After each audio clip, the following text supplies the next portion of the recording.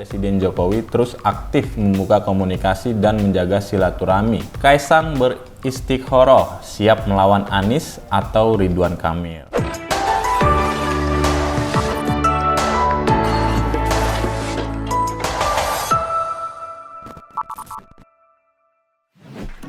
Hai Sobat Negeriku, kembali lagi di reactionjpn.com. Ada cerita di balik berita. Bersama gua Fatan, kita akan membahas 5 berita terpopuler di JPNN pada pekan ini. Antara lain soal kasus korupsi hingga politik.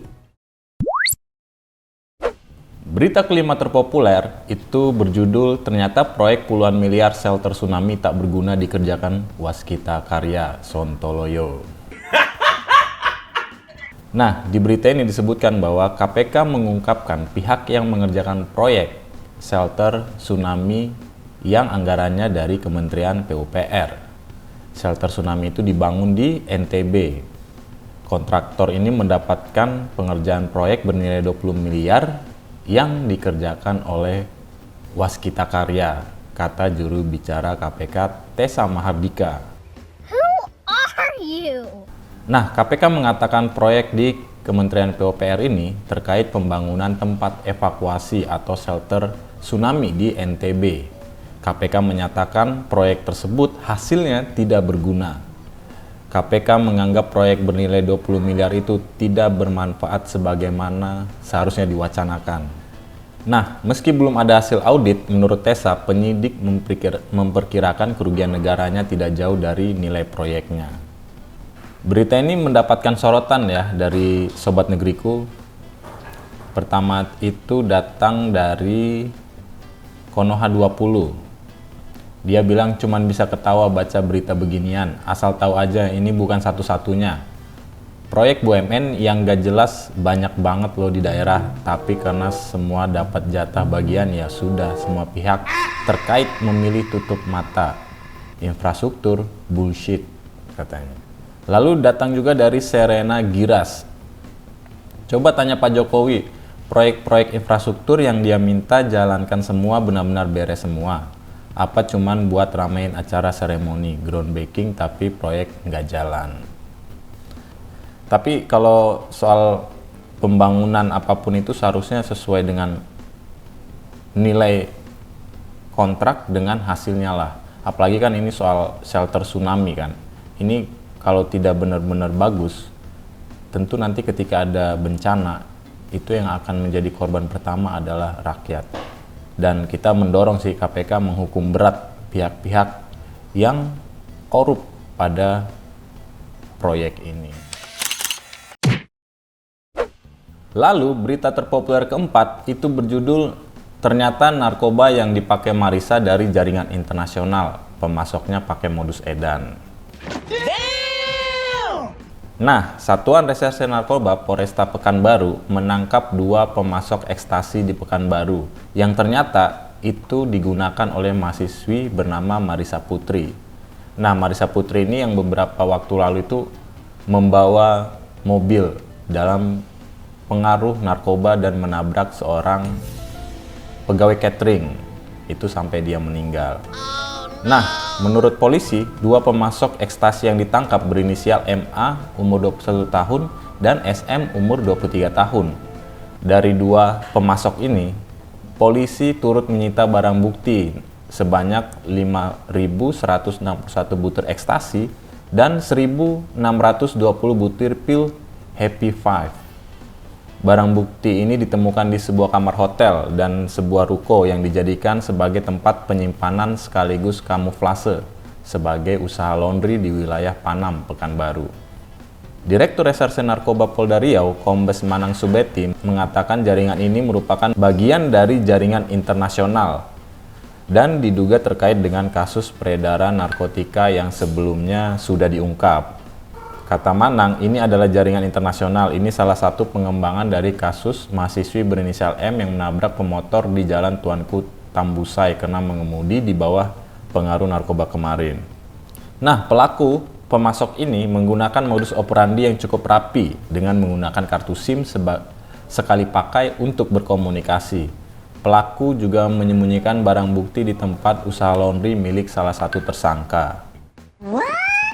Atas perbuatannya, kedua tersangka dijerat dengan pasal 114 dan 112 Undang-Undang Nomor 35 Tahun 2009 tentang narkotika dengan ancaman hukuman maksimal seumur hidup.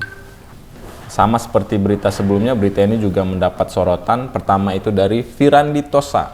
Dia mengatakan modus penyebaran narkoba tuh banyak banget, tergantung Polri dan BNN mau kerja nggak. Bandarnya dilindungi, pengedarnya ditangkap-tangkapin, percuma. Asnita, Marisa, gua nggak mau tahu, pokoknya dia harus dihukum berat. Dia sudah membunuh ibu yang dirindukan anak-anaknya, nggak ada ampun pokoknya. Tapi apapun ini, peristiwa ini kan kayak gunung es ya. Polisi harusnya bisalah memberantas jaringan-jaringan narkoba atau mencegah masuknya narkoba di Indonesia. Untuk Marisa ini kita berharap polisi memproses hukumnya dengan profesional. Nah, berita ketiga itu berjudul Istana sebut Jokowi aktif menjaga silaturahmi dengan Megawati. Jadi, Koordinator Staf Khusus Presiden Ari Dwi Payana menyatakan bahwa Presiden Jokowi terus aktif membuka komunikasi dan menjaga silaturahmi dengan tokoh-tokoh bangsa, khususnya dengan Megawati Soekarno Putri. Ari menyampaikan itu menyikapi pernyataan Ketua Umum PDIP Megawati dalam acara penyerahan duplikat bendera pusaka kepada seluruh gubernur se-Indonesia di Balai Samudra yang menyebutkan hubungan Megawati dan Presiden Jokowi baik-baik saja. Ari mengatakan bahwa keterbukaan ini menunjukkan komitmen Presiden Jokowi untuk membangun hubungan yang harmonis dan produktif dalam kancah politik maupun sosial di Indonesia. Terkait dengan wacana masa jabatan Presiden yang kemarin itu disinggung oleh Bu Mega, itu juga menurut Ari, sikap Jokowi sejak awal telah patuh pada hukum konstitusi. Wacana perpanjangan masa jabatan Presiden menjadi 3 periode sempat mengemuka sebelum pelaksanaan Pilpres. Saat itu banyak pihak yang mendorong masa pemerintahan Jokowi diperpanjang. Emang apa sih nggak boleh? Menurut Ari, perubahan untuk kewenangan dalam konstitusi tersebut sepenuhnya menjadi domain MPR, bukan ditentukan oleh Presiden. Berita ini juga mendapat banyak komentar dari Sobat Negeriku, tapi kita ambil sampel 2. Pertama dari Cicit Cuit. Emang Pak Jokowi masih punya muka untuk bertemu Megawati dan orang-orang PDIP. Hebat, kalau aku sih bakalan malu ya. Lalu datang juga dari Franz Kim. Capek kami rakyat, tingkah bapak dan anak-anaknya habis manis sepa dibuang. Kayak gini disebut contoh pemimpin yang baik. Yakin kalian? Ya, apapun itu sebenarnya isu ini sudah mulai mengemuka ya. Megawati sendiri tidak mungkin menyampaikan suatu argumen yang tidak punya dasar yang kuat. Ya, semoga ke depan demokrasi kita tetap utuh, konstitusi kita tidak diganggu gugat dengan berbagai tekanan, supaya ini menjaga Indonesia yang lebih baik lagi, terutama dalam hal demokrasi. Selanjutnya, berita kedua itu berjudul Kaisang beristikharah, siap melawan Anies atau Ridwan Kamil. Di berita ini disebutkan bahwa Ketum PSI Kaisang Pangarep mengaku akan beristikharah terkait kemungkinan dirinya maju pada Pilkada Jakarta 2024. Kaisang mengatakan itu dalam konferensi pers setelah bertemu dengan Ketum PKB Muhaimin Iskandar di kantor DPP PKB Jakarta Pusat. Nah, Kaisang juga menyampaikan kalau dirinya diminta oleh rakyat DKI, putra Jokowi ini pun menyatakan siap melawan kontestan lainnya seperti Ridwan Kamil dan Anies Baswedan.